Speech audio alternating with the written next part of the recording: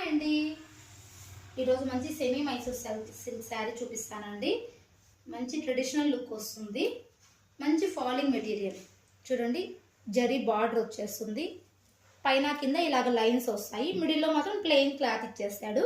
ఈ లైన్స్ కూడా మల్టీ కలర్లో లైన్స్ ఇస్తాడు. అంతా జరీ వీవింగ్ ఇన్నర్ లాక్ ఉంటుంది. మనకి